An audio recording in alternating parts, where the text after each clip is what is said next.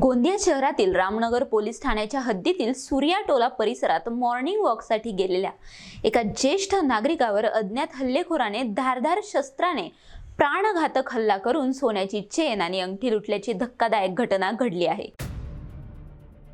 जखमींवर खासगी रुग्णालयात उपचार सुरू असून रामनगर पोलीस आरोपीचा शोध घेत आहेत। मिळालेल्या माहितीनुसार प्रदीप अपाले वय 68 हे नेहमीप्रमाणे सकाळी सुमारे 8 वाजता सूर्याटोला येथील बांध तलाव परिसरात मॉर्निंग वॉकसाठी गेले होते।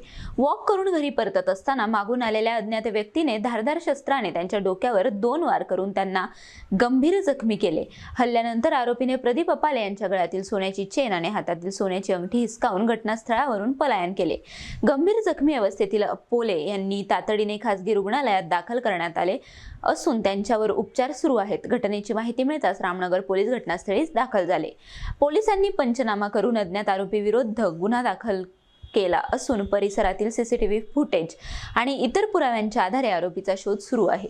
भर दिवसा घडलेल्या या प्राणघातक हल्ला आणि लुटमारीच्या घटनेमुळे सूर्याटोला परिसरात भीतीचे वातावरण निर्माण झाले असून नागरिकांनी परिसरात पोलिसांची गस्त वाढविण्याची मागणी केली आहे।